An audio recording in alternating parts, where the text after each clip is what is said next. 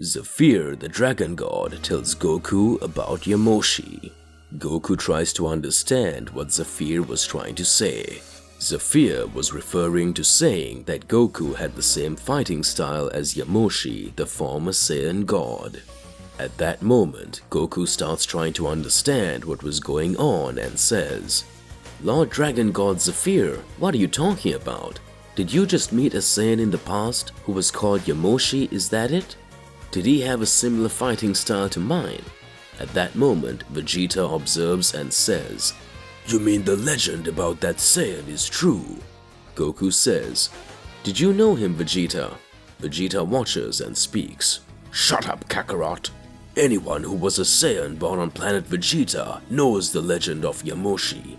It was said that Yamoshi was a low-class Saiyan who in the past, after seeing several of his friends fighting, he was no longer able to fight, and when he saw friends of his who were about to die, he became enraged and activated the Saiyan God's power for the first time.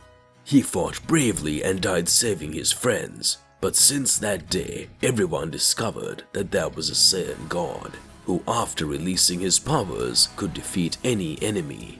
It is said that no Saiyan has ever managed to overcome his powers. This is how the legend of Yamoshi was enshrined." At that moment, Zephyr, the dragon god, starts laughing in front of Vegeta. Vegeta says, "What are you finding funny? Is there nothing funny about that? That was the legend of Yamoshi."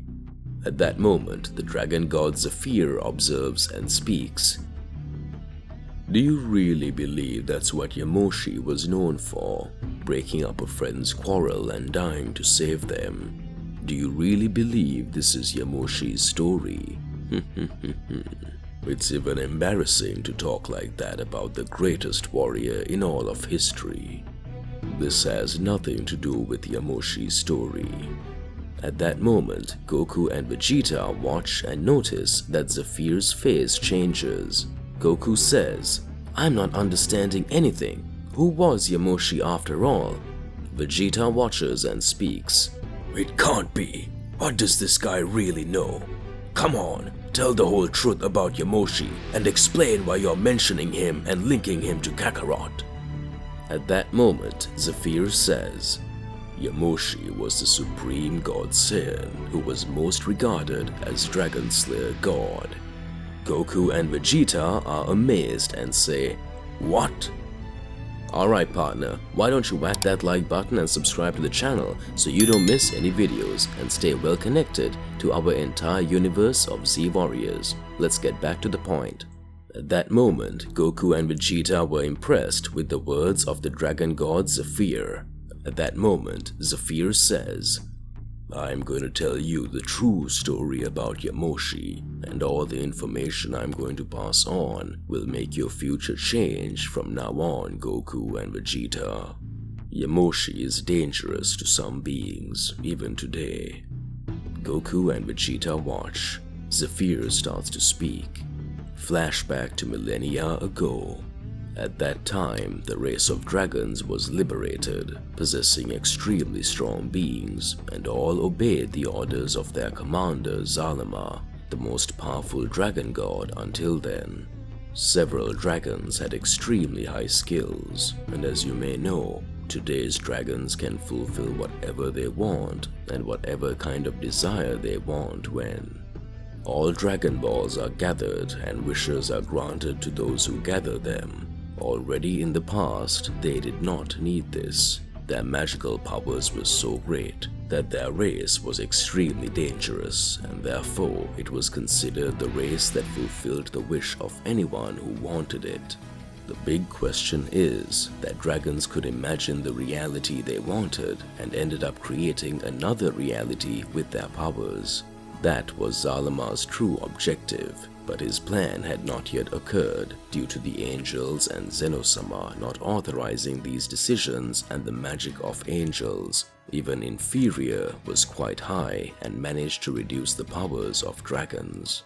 Zalama came to the conclusion that he would have to resolve the issue with the other celestial beings first so that he could defeat them and everything would be free for him to do as he pleased. Time went by. Many warriors were becoming more and more powerful. We could see that the essence of each one was becoming more and more, showing that he could be the possible winner of all the battles in the Celestial War. Zephyr concludes, "As I said, I was considered and had the renown of Zephyr, the dragon god of war. I eliminated several angels and several other beings that were entering the battlefield. My army was considered the most powerful army of all, and I was the second commander of the hour of the dragons of Zalama. My army was practically invincible, but whatever I did, I followed my brother Zalama's instructions." At that moment, Zalama was sitting on the throne of the Palace of Dragons. Zalama smiles and says to Zephyr, "Ha ha ha ha ha. I want you to be the commander of all this, my brother. Unleash all your power and wipe out all these angels and heavenly beings. Anyone who appears in front of you must be eliminated. I was too patient for all this time. Now I will no longer put up with the decisions of Zeno-sama and his gods alongside the other Celestials. The supremacy of dragons have always been higher. Sometimes these issues of hierarchies when involving other races only serve to generate more conflicts. Tell me why we dragons have to obey other races. We can do whatever we want. Our goal will be to create another version of reality from now, and we will do it the best way. We just need to finish them off." Daishinkan goes against my ideal. I will handle Daishinkan myself. I will finish him off myself. He will never be able to beat me. At that moment, several dragons appear beside Zephyr. Zephyr smiles and says, "But brother, maybe it would be interesting if we tried a peace deal. In this way, we would avoid several deaths, mainly of our friends of our same race. We may have more power than them, but in quantity, they are much more. Perhaps there were unnecessary losses for both sides. A war always leaves several scars." At that moment, Zalama is furious and speaks. "You mean that's what you think? Is this how you want to work things out?" "You are very innocent, Zephyr. In a war, there are always several sides, but who comes out as the right one is the last one to stand.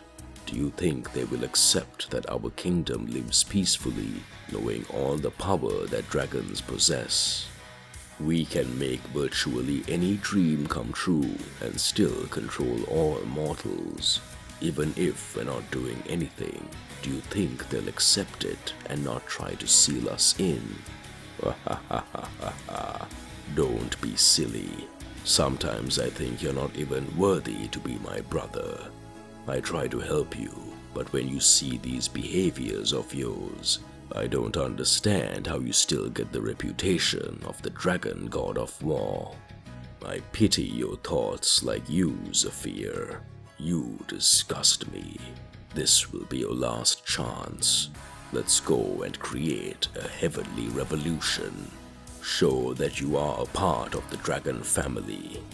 At that moment, Zephyr starts to destroy several kingdoms, giving orders to his army, until the moment Zephyr arrives in the kingdom of the Northern Galaxy, where a race of ancient primate warriors lived. Zephyr orders his entire army to destroy the Northern Galaxy. Zephyr stays in his palace, analyzing what would be the next step. Strange, Zephyr, that 4 days had passed and none of the dragons had returned. What had happened? Since there was no news of any of the dragons that had attacked the Northern Galaxy Kingdom. At that moment, Zephyr receives a message from a dragon with extremely serious injuries from the battle in the Northern Galaxy. Zephyr questions himself. Who did this to you? Let's talk about what happened to you. Where are the other dragons in my army? At that moment, the surviving dragon looks at Zephyr and speaks. They're all dead. They were all eliminated by that guy. Zephyr asks, "What are you talking about? How many beings were on the side of their enemy to get rid of our army?" The weakened surviving dragon says, "It was only one man who managed to do that." Zephyr is impressed and says, "Impossible. Who is this who you are talking about? Who is this guy?" At that instant, the surviving dragon in his last moments of life says, "Yamoshi, best known as the Dragon Slayer." Zephyr gets angry and says, "How dare a being kill my army? These wars must end, but I can't let this go unnoticed. If I don't do anything, it will ruin the dragon's reputation, and we will give openings for more enemy attacks. Yamoshi, right? I will make you regret ever being born. I'll go after this guy. Get ready, Yamoshi." To be continued. Add Tomochi the Dragon Slayer, Yamoshi the Dragon Slayer, and Zephyr. The beginning of everything is being shown. What do you believe and what do you imagine about all of this, partner? Regardless of what it is, it's more than important that you share your thoughts in the comments below so we can get into a crazy debate. Whack that like button and subscribe to the channel so you don't miss any videos. And I'll catch you next time. Goodbye.